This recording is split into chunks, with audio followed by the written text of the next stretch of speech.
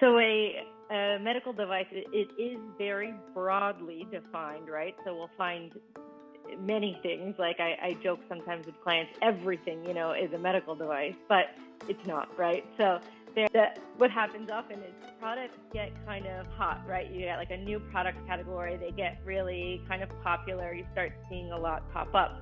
The FDA will, kind of take their time, and then everybody gets a warning letter, at once. Making a change in healthcare isn't easy. It requires the collaboration of many stakeholders. We need researchers, founders, and policymakers to come together, and that's what Delta is all about. Delta is all about interviewing people who make a significant difference in the healthcare system. One of the key regulators of healthcare in the US is the FDA. Any startup that brings a medical device to the market needs to obtain FDA approval. You'll be surprised by today's episode because the definition of a medical device is very broad. It's essential to understand FDA regulations for medical devices. Today, we have Attorney Katherine Giannamore as our guest. Hello, everyone, and welcome to a new episode. My name is Rupen. I'm your host, Delta. In Delta, we interview researchers, thinkers, we interview startup founders, doers, and also we interview policymakers and people who regulate how medicine is practiced. And one of the most important parts that regulate how medicine is practiced in the US is FDA. Let's say you are a startup, you have a medical device, and you want to bring it to life. You want to understand how to navigate the FDA regulations of medical devices. And for that, we have a very special guest, Attorney Katherine Giannamore. Welcome. Thank you. Amazing. Thank you so much. So Attorney Katherine, she is a seasoned legal professional who has dedicated her career to helping individuals and organizations to achieve compliance with federal laws and regulations, especially within the FDA-regulated industry. She has a focus on the food and drug law. Katherine provides a wide range of regulatory services, including reviews, label assessment, guidance on marketing materials. Her expertise extends across various sectors, including food, dietary supplements, cosmetics, and over-the-counter drugs. Her journey in the field of food and drug law began during her time in law school, where she had the unique opportunity to clerk and work for a prominent law firm in downtown Miami. It was there where she honed her skills and developed a deep understanding of the intricacies of the FDA regulations. Her passion for helping clients achieve regulatory compliance eventually led her to establish her own firm. She is now a founding partner of the Giannamore PLLC, where she heads the food and drug practice and oversees other key areas within the firm. Throughout her career, Katherine has been dedicated to assisting startups, doctors, and diverse range of clients in navigating the complex landscape of FDA regulations. Her deep knowledge and experience in the field make her a perfect guest for today's episode. In today's discussion, we're going to talk about the intricacies of FDA approval for a medical device, shedding a light on the crucial steps and considerations that startups and healthcare professionals need to understand. Whether you are a startup founder or you are looking to bring a medical device to market, or you are a health executive seeking to collaborate with innovators, this episode is for you. So without further ado, let's dive into the world of FDA regulations and medical devices with the expert herself, Attorney Katherine. Welcome to the episode. Thank you, Rupen. Thank you so much for joining me today. So let's start by talking about medical devices. So what is the definition of medical device? Can I define anything that is used in medicine as a medical device, or are there any specific definitions that a medical device should fall under to be known as medical device as the FDA? Okay, so a medical device, it is very broadly defined, right? So we'll find many things. Like I joke sometimes with clients, everything, is a medical device, but it's not, right? So there is a specific definition, but you'll see, from the definition, it is very broad. I'm going to read parts of it. It's long, but you'll kind of get the gist, and then we'll break it down. So it's defined under the Federal Food, Drug, and Cosmetic Act like like everything. And it's an instrument, apparatus, implement, machine, et cetera, et cetera, et cetera. It kind of goes on and gives many types of examples that are non-exclusive examples, of course, that are either recognized in the official national formulary, USP, intended for use in the diagnosis of disease or other conditions in man, cure, mitigation, treatment, or prevention, or intended to affect the structure or function of the body. So as you can see, it sounds like a lot of things. So it's kind of breaking those things down.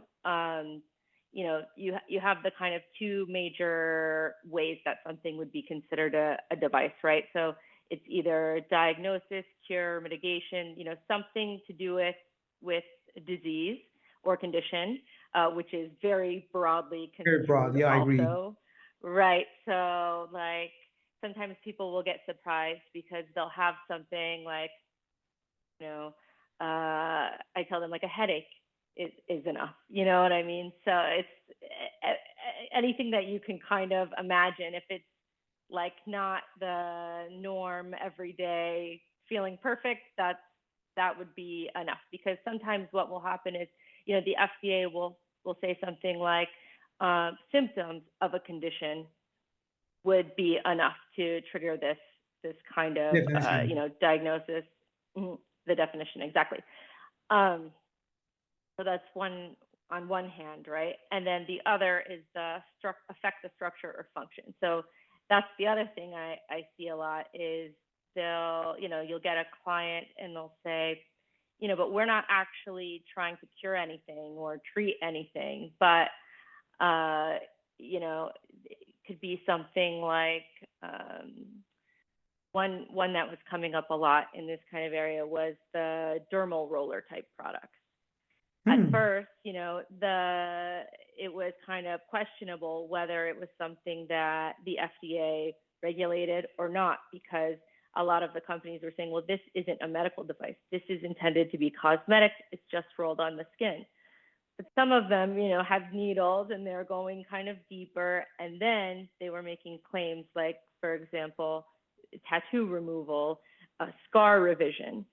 When they were making those types of claims and they have that intended use, then it became very clear that the product was something that met the definition of a medical device because it was intended to affect the structure or function then of the skin, right? So wow, very interesting. So like yeah. I feel like the FDA will jump in to widen the definition so they will have more regulations. Like I never thought about that. That's very surprising. Yes, and that is one thing that I caution clients with sometimes is that, you know, obviously you want to know what the product is, but also being careful with what you're saying about it, because sometimes maybe they don't want the product to be a medical device. They don't intend for it to, or they do, you know, and you want to be very aware, you know, of what you're really, not just what it does itself, you know, because there is that objective aspect of it, but then also this component of what are you saying it does, you know, how are you marketing it? Because really that's how the FDA, a big part of how the FDA will determine how the product is actually classified and what their role is. Gotcha. So it's not only the product, it's also about the claims that you use in your marketing that can interfere if the FDA, wow. So like the marketing part also can affect if your device will go through FDA regulations or not. The marketing part is a big part, right? Because it's easy for them to go on the internet and, you know, just look and see what's there or what you're saying about it and immediately say, okay, this meets the definition, you know, without having to, you know, get into this, well, what does the product actually do? You know, is it making these changes? You know, that can be a much harder question, right? Especially if we're talking about like law enforcement, you know, and their kind of role in this. But if you're making those kinds of statements very, very easy, Yeah. right? But that isn't to say, like, I have had situations where, you have a product that so clearly, the FDA says this is a medical device. So even if you don't say anything, like, for example, going back to dermal roller type products, a lot of companies, when the FDA started kind of piling on, this was probably, I don't know, maybe like around 2016, something like that. Everybody started getting, let me go back a little bit. That what happens often is products get kind of hot, right? You get like a new product category, they get really kind of popular. You start seeing a lot pop up. The FDA will, kind of take their time, Jump and in. then everybody gets a warning letter, at once. So you'll see a bunch of companies like within 1 month, and they're in the same industry, and it's this kind of new hot thing that happens every once in a while. You have regular enforcement, but you see these kinds of things happen. So then a lot of companies are saying, okay, well, I just won't say that it is for scar revision, or I won't say like these kinds of things, and we'll just keep continuing. The problem is the FDA said, is saying, well, the thing is the actual device, the product does that, because it reaches so deep into the skin, it's going above the surface layer, and it actually, it goes deeper because it's doing that. So we believe just based on the product alone, it has to be a medical device. So there is that kind of component too, right? So it's how those things interact. So one of the kind of big things that I do is, like, if someone comes with a medical device, it usually first involves the question of, like, what is this, right? Is this a medical device? Does it meet the definition? If so, how is it classified? What are the kind of steps? Because usually they'll come with the question of, okay, I want to get this approved. What do I do? That's a very difficult question because of the way medical devices are regulated, right? So it's such a wide range. Yeah. And there's different pathways, right? And because the definition is so large and could be things that are really like, there's no risk, you have like Band-Aids, that, I mean, you would think they're no risk or very low risk, right? And then you obviously have things that are implanted, that Yeah, fair enough. do pose a serious risk. Yeah. And so it's figuring out kind of those basic things. Does it meet the basic definition? And if so, like, where does it fall? Which and that's our second point. But like now, even like in the beginning, what I'm hearing is it's much more efficient to someone to come and talk to you early in their journey than going and marketing something and then getting a notice from the FDA that, hey, like, you're marketing this, but like you need approval. So it's much more efficient, and like I think money saving to come and talk to you early before doing anything, before jumping to the market. First, understanding the question, is it a medical device or no? Because like it looks like the definition is very broad, and everything can be FDA regulated. Like, all right. So what are the? Sorry, go ahead.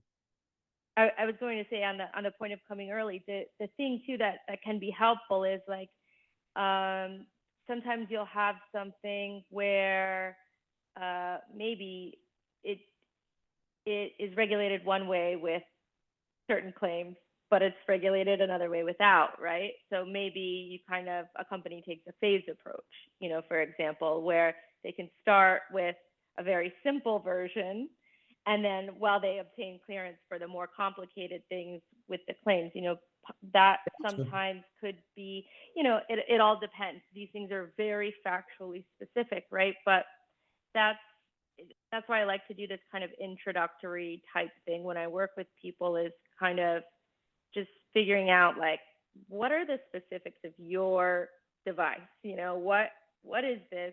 How is it regulated? Are there options? If you change something very small, is it something different?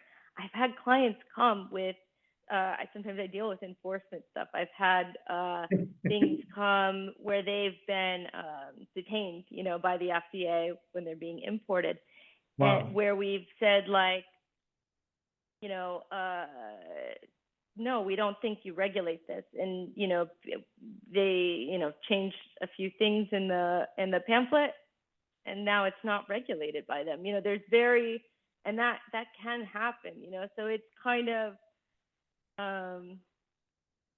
it's good to know early versus later, because I have had the reverse happen too, where I've had people come later, they have everything ready to go, they're ready to sell the product, they're like, okay, we're ready to register, and it's like there's no existing kind of category for this, so it's not such an easy cut dry thing, it's very clear that it needs more than registration listing, and it's like you don't want to be too far down the road where you can't make some of the decisions, about the product and cost benefit analysis type stuff.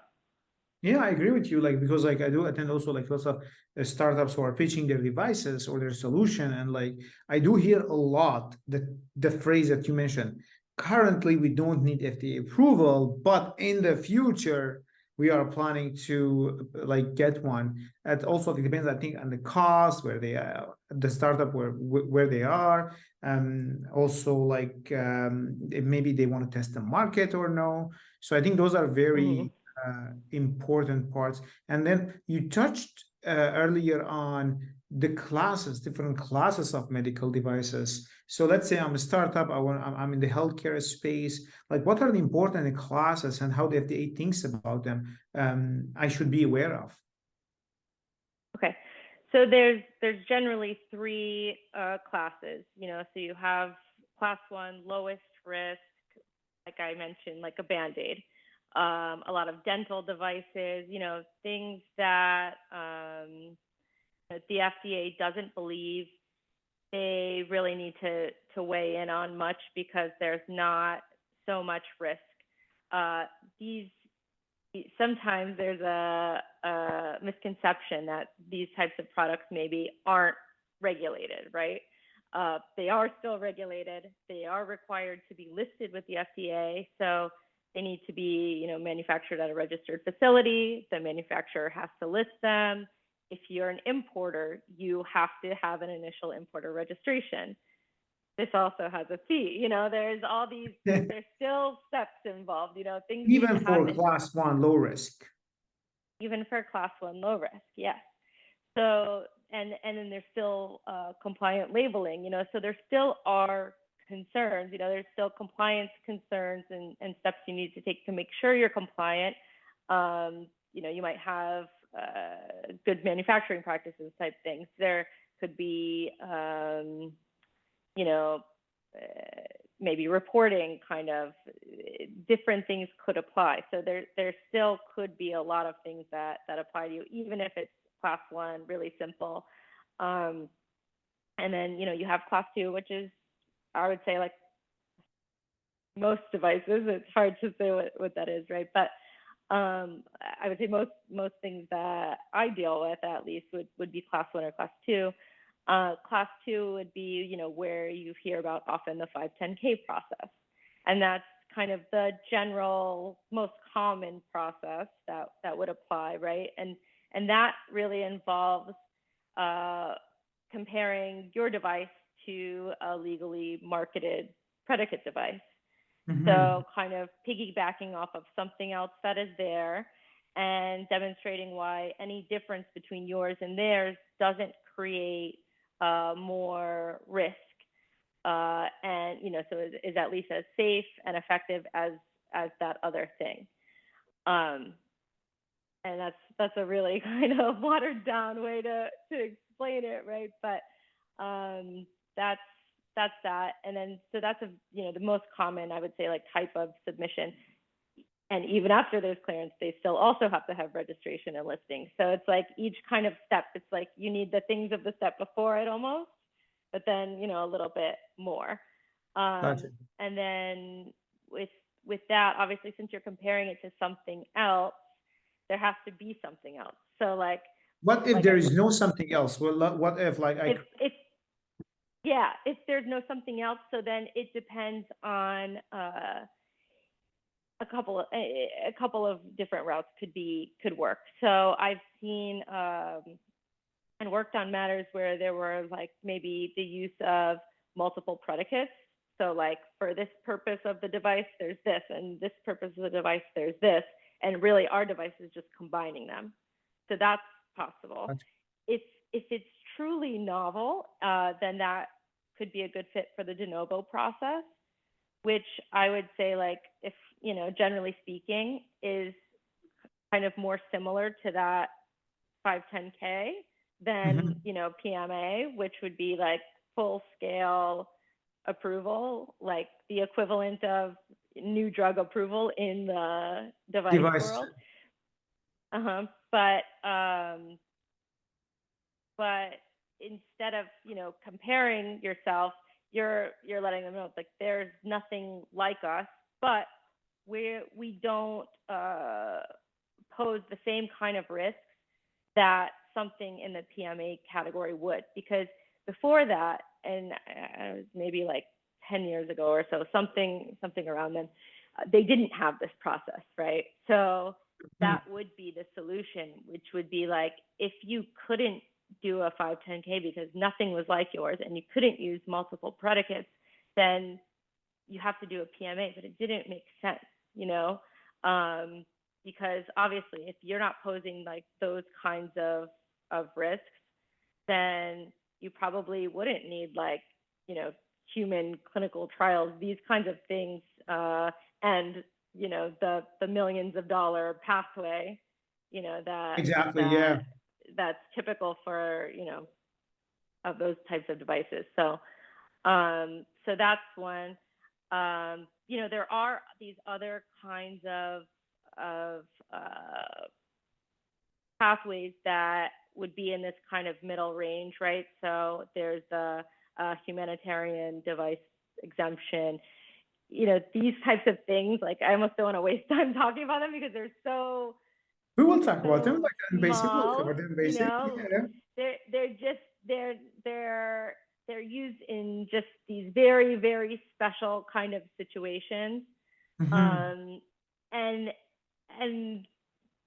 the FDA is smart. I know. So That's why we're doing this. You'll get, like, especially when you get to dealing with devices, they'll have review panels, and they're made up of scientists, and they understand the products, and they'll have a panel that's for these specific types of devices, and they'll really understand what you're doing. So if you're trying to kind of say, like, we have a device and we want to do it, bring it under this exemption, but really you're just kind of trying to kind of get around. Yeah, because if you take exemptions, like, they will feel, okay, so there is something wishy-washy, and they will tell you, no, there is no exemption.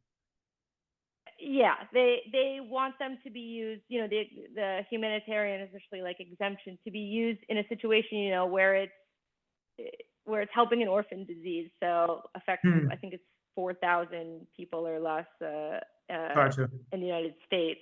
So it's very small, right? So that's why I said it's these types of situations are really few and far between, and intended where, otherwise it wouldn't be economically sound for a company to be developing a device that treats, whatever it is. Gotcha. So yeah, when it comes to class 2, it's the most common category.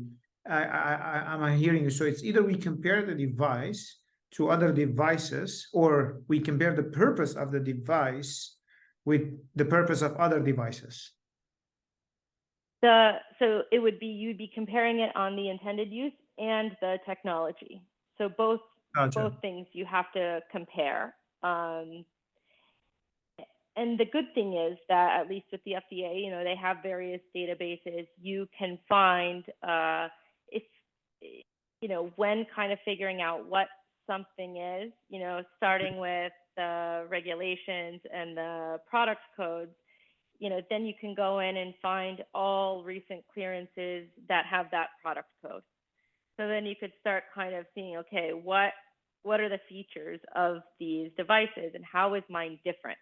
And that's where you kind of find the wrinkle, right? And Exactly. I think I had mentioned this to you before, that every, if there is no kind of wrinkle or interesting thing, then a company wouldn't be bringing out a new Exactly. That's what I was product, going to right? say. That's a great way also like to finding your competition, right? Like one of the most important slides in the startup pitch is competition and what makes you different from the competition. So it's public knowledge. Like if the FDA already proved that, you can just go and find in the FDA website.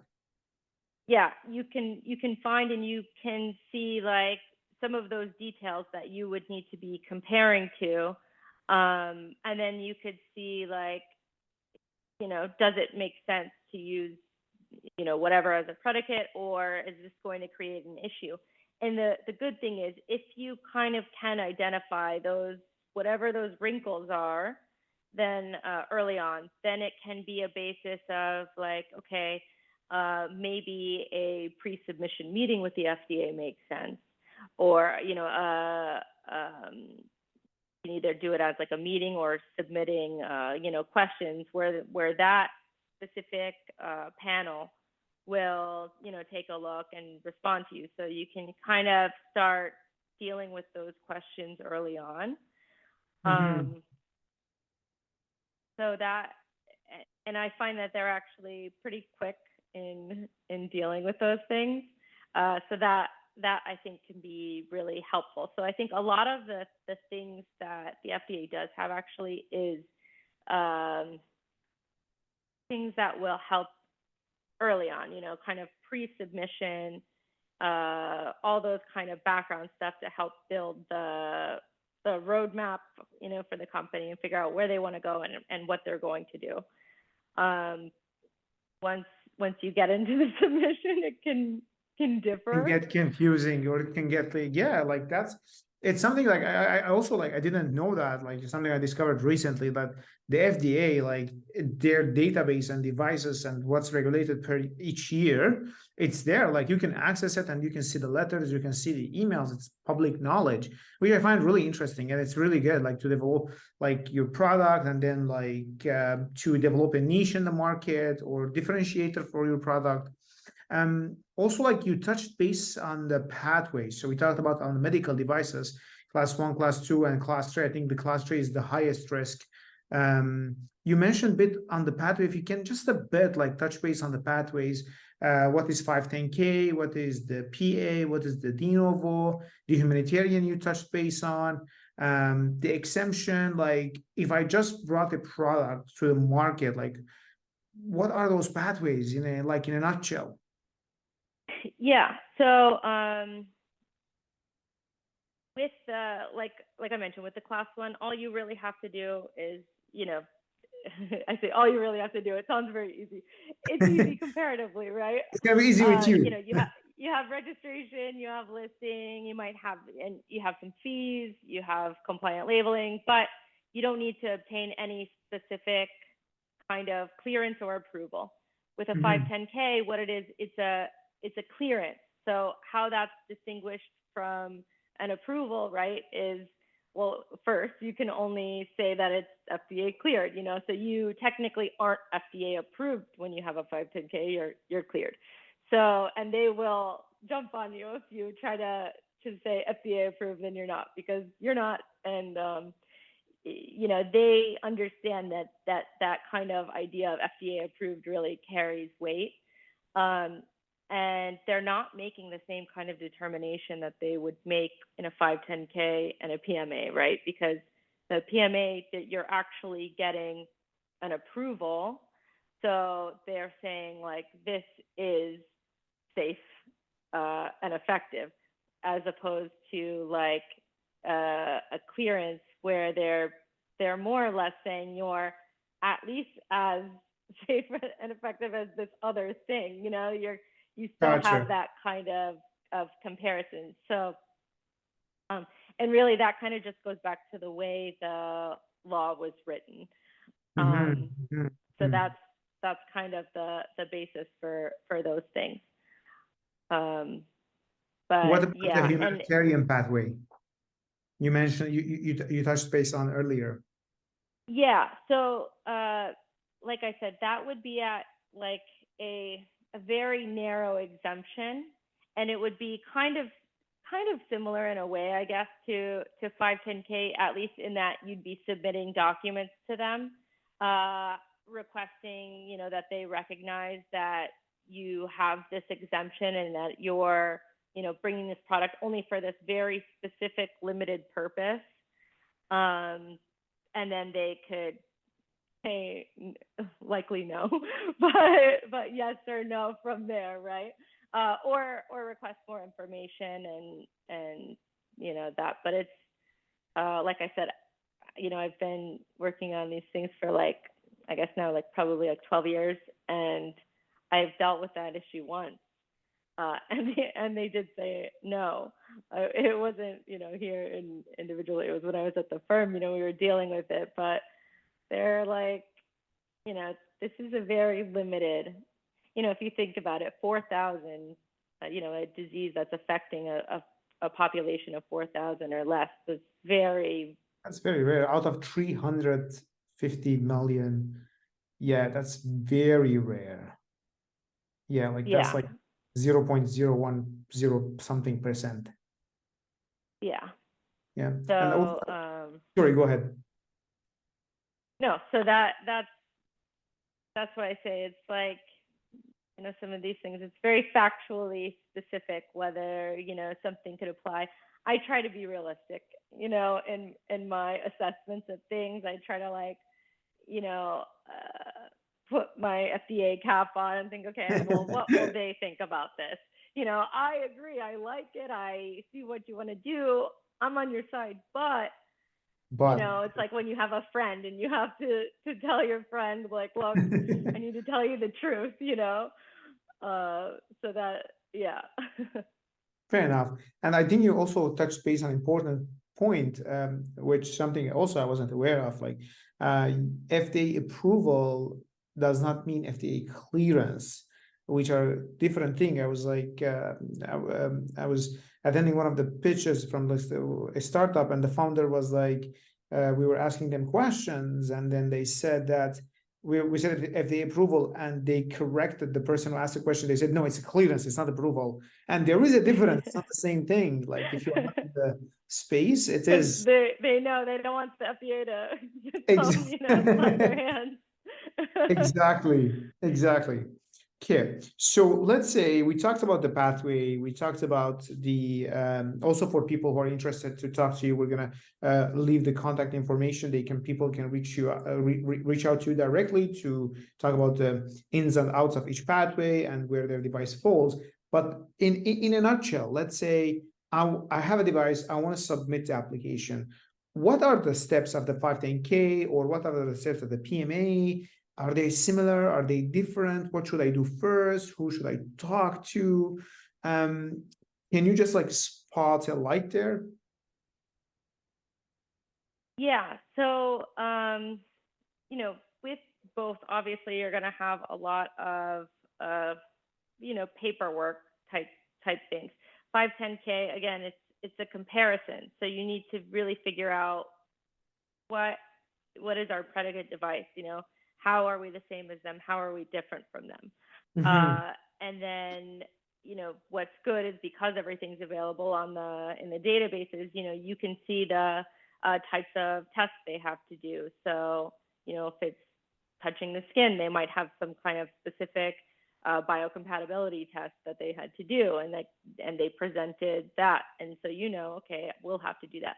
One thing I did want to note about 510K, which is really good, which I try to steer clients in this way, is that at the early stage, before you've filed, you can, and you know what your product code is. You know, you can go to that product code page for your specific one, and you could see the different first of all, different types of maybe international standards that that it would need to meet. So that's good. You can get an idea, of things that you'll need to demonstrate with the FDA, but also you could see whether it's third-party eligible.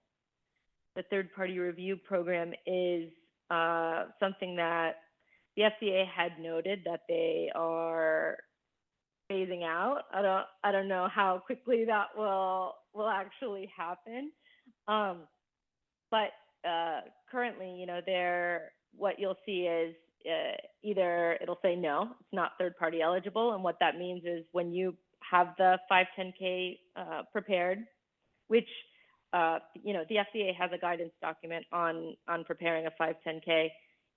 It's all very strictly formatted things, and then there'll be some device specific stuff that only pertain to you. So there could be a device specific guidance that applies, and it's just considerations for that type of device. But then you'll have the testing. But really, all of that goes into a packet. You need, I think it's 3, and then you send it either to the FDA if you're going that route, or if you do a third party, if it's third party eligible, those parties will be listed in that device, the products code page. They'll say who's accredited to review it. How it works is you prepare the documents and then you submit it to them instead of the FDA. They're private companies. Obviously, you have to pay them instead of the FDA at least. So, that kind of offsets a little bit of their cost. They will review them. So either they reviewed it in 2 third party or you pay to the FDA? So it's an either or, yes. But the third party, obviously they're going to have a higher cost, but where they're saving you is time. So like I had one that we submitted to a third party and they reviewed it and were able to, put their stamp of approval on it in 2 weeks. And then it went to the FDA, and the FDA within 30 days or so say that they will clear it. But it was less, I want to say it was a couple of weeks. So, from the time we had the paperwork prepared, to then it was done. And also they can be a little bit more helpful. They're not going to tell you like, hey, put this or whatever. But if they see maybe there's a result of a test that they think something, maybe a different test is needed or, something like that, they'll say, hey, we need this. Okay. Because they know if you had that same thing come up with the FDA, they won't tell you that. It's going to take longer, I feel. It's going to become like a maze if you deal directly with the FDA.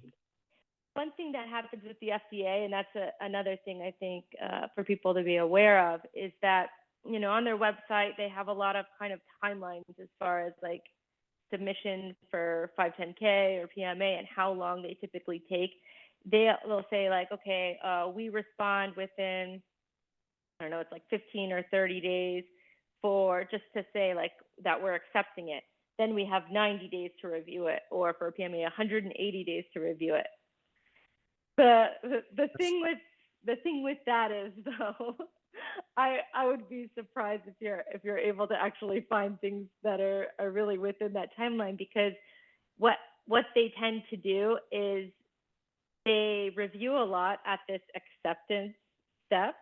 So they just simply won't accept it. So the clock isn't really starting, but you will submit something that is very complete, at least technically complete, but maybe for them, it's not complete enough that they would clear it as is.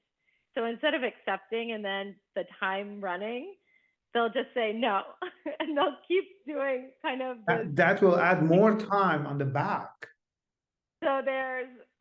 And I think it's kind of this thing that's intended to keep the timelines seeming very low, but in reality, and I had someone reach out to me recently with this issue, and I get it a few times a year where, people are struggling because the FDA keeps kicking it out and they don't really know why, and it could be really frustrating because it's like, it seems like it's complete, but there's some kind of, just issue with it. But the feedback that they give is, very minimal, especially at that stage. So, so if, so if they the kick you out, timelines can actually be much longer, much longer. yeah, They used to say like from beginning to end could be like 12 to 18 months, at least on the 510K side. That was like pre-pandemic though. And then, there was those years where it was all kind of like, we don't know what's going on timeline wise. That's why I think it's third party eligible and it's financially feasible. It can be a really great route because you know what the timeline is. You'll have, at least someone you're able to correspond with, very directly, and it's still meeting the same standards. It's not like you're getting around that, but it's like you can do it in a really timely way. That can be much easier. Gotcha. So what I'm hearing is like it's not only important to involve like attorneys like you early on, also like if you have to figure out if your device is third party eligible. If you have the enough funds, go through the party, because third party now deals with the FDA and they know what the FDA wants, and instead of dealing with it by yourself. Exactly. And then Gotcha. I think like it kind of goes back, it's all part of that kind of like roadmap of figuring out like what, how are you going to proceed in a way that makes the most sense for you, given your specific device and whatever the issues are, that you have. Yeah. And I don't know, like if you have any insight, like how does the FDA evaluates the safety and effectiveness of medical device during their approval process? Like what data they want, what they look for, what are the results they are looking for? Do you have any insight about these things? I would say it's very factually specific, right? So depending on what the device is, what the product code is, how is it classified, all those things. Often, like I mentioned, they will have device specific guidance that could be really helpful because that'll tell you, okay, these are the concerns that the FDA has with this specific device. Like, for example, if it's something that's coming into contact with the skin for a long time, or if it's something that is likely to be reused, or if it's something that's likely to be reused on different people, there could be different concerns that, because of the nature of the specific device, that will that they'll kind of lay out in guidance, and then where they'll say, okay, you could overcome this with, we want to see this type of test. Or what you can also do, like I mentioned, is go into the database and then see, like, from the summaries, you could get a good sense too of like what other companies had to submit in order to gain the clearance. So then you would know, okay, here's at least, kind of an introductory type roadmap. And then you can also, like I mentioned, in reaching out to the FDA and having like a more formal kind of pre-submission type meeting. But it's better once you really have some kind of plan in place. And then if you have very specific questions, so it's not like you could just kind of go and be like, all right, tell me what to do. They'll point you to the guidance and say, like, it's here, Go and read it and figure it out. Yeah, go read it and try to figure it out. But, once you kind of have done all those steps and identified, like, okay, what's the issue with my product? Is it, it could be anything really, but figuring out what it is, and then how are you going to address that difference? Is it something that's through testing? Is it something that's through labeling? Is it, there could be different ways of addressing those things. But that's what's interesting about medical devices is it's the way they're regulated. It's very, very fact specific with each product. Yeah. You mentioned like timelines, and what I heard also, like you can expedite those timelines if you have a third party, if your device is eligible for a third party. Is there another way like to expedite things, like extra fees or like I'm not sure. Like, is there another way? Like, let's say I have a device, I want to go jump in the market, like I want to be the first in the market.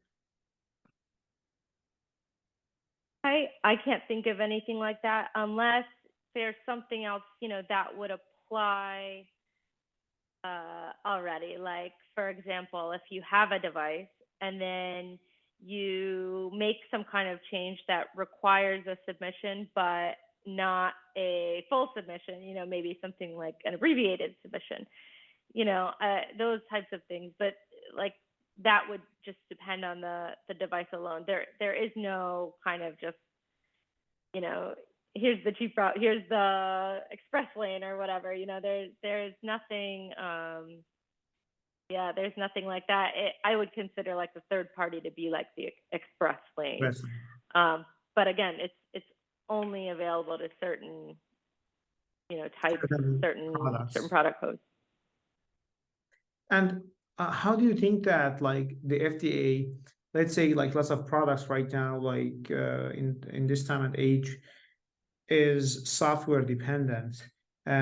Let's say I have, for example, a phone-like device that has a software that measures my blood pressure. So is the software regulation goes through different pathway and a medical device go through different pathway? Or is it like one pathway? Because like, for example, one of the things that I can recall is there was this imaging device that can put into, without giving much details, the imaging device that can connect to a phone, and through the different temperatures of different body organs, it can detect if there is a malignancy in XYZ organ. So there was a device itself, and then there was the software itself that have to analyze those images. So how does the FDA look into this? So again, it's hard to give like kind of a broad, because it's like, how like attorneys are, right? Where it's like it depends type thing, but but it depends. So it very fact specific, right? So it depends. Like, is this a software? Is this considered a mobile medical app? Is this an accessory? Like an accessory often is just regulated the same as a device, so it could be like at the same level,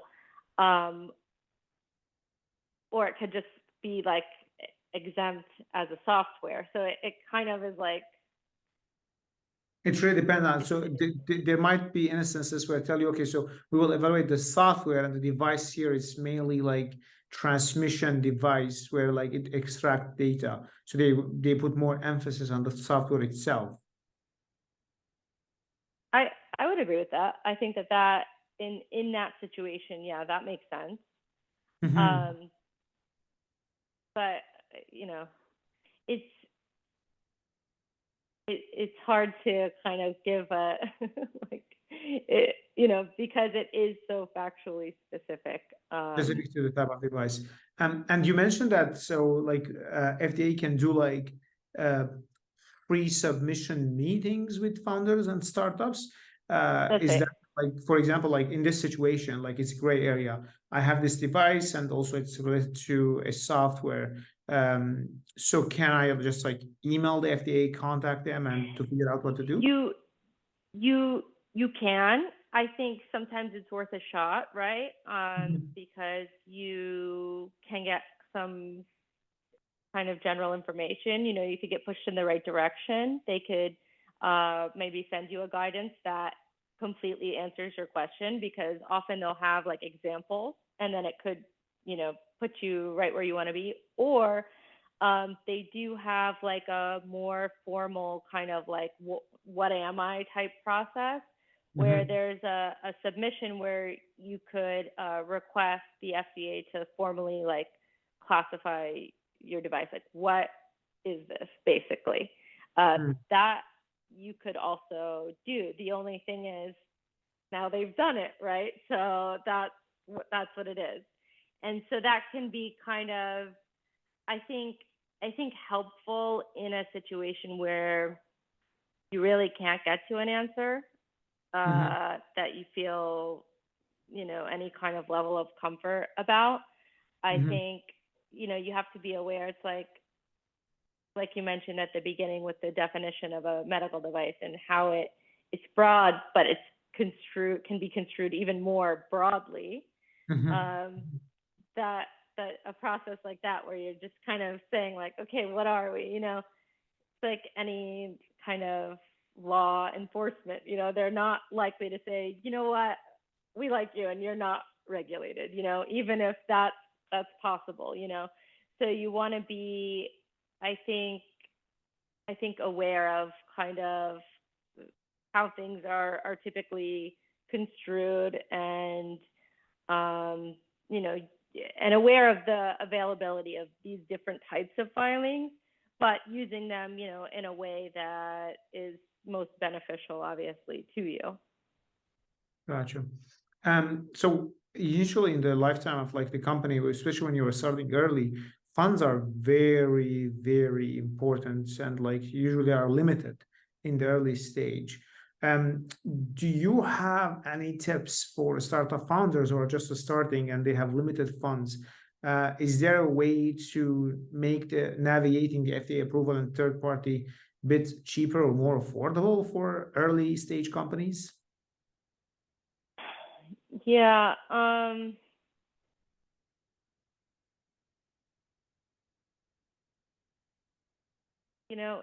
What's hard is what will cost you the most is probably testing that you need to do, right? So like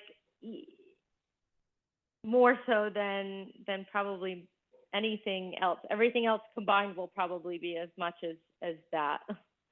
So that's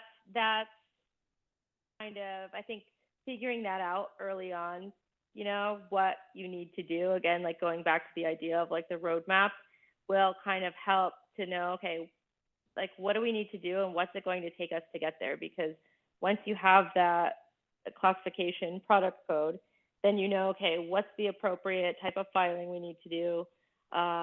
Is there a device-specific guidance? Is there, can we pull 510K summaries, for example, and see like testing, like we get a sense of the types of things that are required, and then can we go price those out, see how long they'll take, costs for those. Is it third-party eligible? What companies are eligible? Can we reach out to them? How much is their review going to be? What's their timeline like? And start kind of piecing everything together to get a total kind of picture of what it will be. Sometimes that question does come up, for me with companies, and that's the problem. I can estimate, my costs. I could estimate. I know the FDA's because they're out there, if they apply. But the labs and the other private companies, it's it's all up to them. I agree. Do you have like in your mind like any examples of devices and associated like FDA costs without third parties in general? Like, and if you don't, that's fine. Like, it's a very broad question, but like, what budget I should think of if you have some examples? I don't really. I mean, I can think of one, just because they mentioned it kind of like offhand, that I want to say it was it was a product that did have a 510K, low risk, And I want to say that they mentioned, like, including testing, it was like around the $50,000 range. Okay. No, I don't know that one example though. Like I said, since everything is really specific, I think that So it really depends on the device. It really depends on what the device do, how much testing do I need, how much time the FDA will spend on evaluating the device, and what class it is. So I know it's a hard question, but just like roughly, it's hard because you could just see how it could swing so widely in different from one side directions. to another. Gotcha. And so you've seen this process many times, and I think the best way of avoiding your mistake is through learning from other people's mistake. What do you think are the common pitfalls and challenges that startup face during the FDA approval process, and how they can avoid this? Like, what advice would you give? I would say definitely, like, starting early, figuring out what it is, what pathway is appropriate, identifying what your challenges are, how, that are particular to your device, your specific interesting wrinkle. And then how are you going to deal with it? Start coming up with a plan for dealing with those things. And then, pricing everything out, doing all of those kind of background things that as early as possible, and I think it's good, like, to identify, like, how something is regulated, obviously, and where it falls in the big giant FDA scheme, so that, like, is this viable for us? Or is this even anything we want to do? You can then know and say, okay, well, maybe if we had this difference, it would be much easier because then it would be considered this, Those are the kinds of questions you can only deal with early on. Otherwise, you're just kind of, Gotcha. Sometimes it can be too late, Yeah, I think the starting as early as possible, involving the FDA, it's the best thing they can do. But I don't think also, like, once you get the FDA approval or FDA clearance, you are done. And my understanding is there are some post-marketing surveillance and reporting requirements for the FDA. Can you shed the light a bit on this part? Like, what are the things that we have to report back? What are the things we have to do post-marketing surveillance? So, and those, again, it's very specific, right? So the FDA will, and you will be able to find out from the early stage. You should know, when you're settling on the classification and product code, you should know, like, be able to figure out, like, what's going to apply to it, right? So what you're going to have to deal with also after. And then also in your clearance or approval, you'll have that kind of information, like, yes, it's cleared or whatever, but it's subject to this.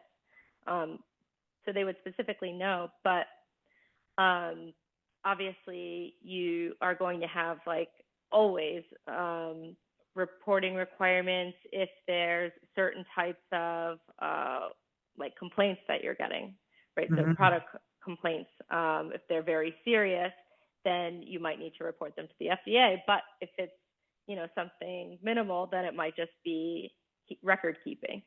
And so, and depending on the company's role, if they're the manufacturer or if they're the importer, different parties could have different roles that they have to be complying with to be meeting the regulatory requirements. So those are all things that, as soon as you kind of get that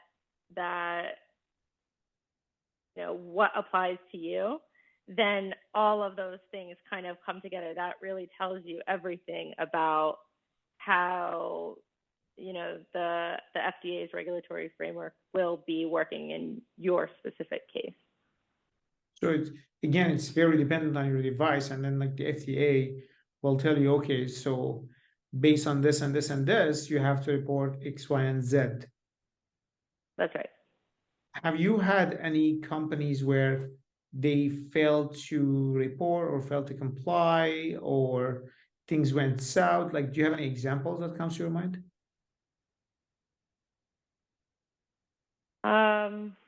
No, I don't. I think probably what you would see is if something like that is coming up, it would most likely be probably in one of two ways. Like, one, maybe the manufacturer gets an inspection Mhm. and the FDA finds they haven't been doing, what they're supposed to be doing in that sense, or you have a situation where there's some kind of serious like public health emergency, right? Where it's the FDA is getting complaints of something very serious and it's coming up and they're seeing a pattern, and then it would be going in that direction. I haven't dealt with any of those, thankfully. So, but now I feel like it's gonna pop up. We're gonna after we get off. Like, Someone is going to call great, you okay. tomorrow. Yeah, FDA's. here it is. Hopefully it doesn't happen. Hopefully it doesn't happen. Okay. I know we are a bit over time, but before finishing this, okay, so are there any myths about FDA approval you want to dispel? Are there any tips you want to give startups and early founders who are in this process? Yeah. One thing you mentioned, the myths, the thing that I see a lot that is really, it's kind of weird that you see it a lot, and it goes back to what we were talking about with the FDA cleared, FDA approved. A lot of times I'll get clients, or I'll get something even with the FDA already got involved with enforcement or something, and it's so it's just kind of small, but it'll be where the company says like FDA approved, and they'll have like the FDA, the way the FDA uses like their logo on their website or on their packaging. You see it a lot. And the FDA will come and they'll say like, you can't use our logo. They have a policy that says like, even if you are cleared or whatever, like you're not allowed to use their official logo. They don't like that. So it's a very easy thing to avoid, and also if you're cleared, you're not approved, so being very careful with the language that's used and not using the logo. It's it's very touchy for them. I think, it's I watch a lot Shark Tank, and one of the like common things I see like on Shark Tank is like they have the segments, 5 seconds, 10 seconds, that they say there are companies that they are claiming that they are Shark Tank products, but they are not. So check our website, and I think I see. it's very similar. Like it looks like companies may say, okay, we're FDA approved, but they are not. So not. The bottom line is don't believe everything in the market. Not everything says FDA approved. It is FDA approved. Yes, exactly. Even like I do that if I go to buy something, I'll like if it's like a device or something, I'll be like, let me go look this up and see if it's listed. Like, oh, it's not, okay. So, or if they have clearance for this, because that's the other thing and I do get this a lot, is that you may see other products of the type on the market and they don't have clearance, and you'll say like, well, how come they could do that? Or maybe you don't know their status, and I'll get this a lot where it'll be with labeling, and they'll say, well, this company says this on the label and this company says that. Okay, so that either tells you like that they don't know it's not compliant, Yeah. and nobody's, there's just a lot out there, or they do know and they decided that to them it was worth it and they didn't want to be compliant. Neither of those things are what I would recommend doing, of course, but just looking to other products on the market isn't any kind of indication of how compliant your product will be, right? So copying other people in that way without actually confirming, like, you know, the status or what was cleared, or that this language is allowed to be, you know, used on the labeling, those types of things. Like, you have to actually check those things, because there's a lot that's out there that makes it through, or maybe it's manufactured in the United States and it never goes through customs or any kind of, you know, check like that, and just here. So yeah, I think those are kind of common myth type things that I think you see a lot. I'd like to hear less of. You're right. And I think we are over time, but thank you so much for your time today. I really appreciate it. For everyone who wants to reach Katherine, I will leave her email and the best contact information in the description below. And thank you so much for tuning in again. Thank you so much for your time. I really appreciate it, Katherine. Thank you.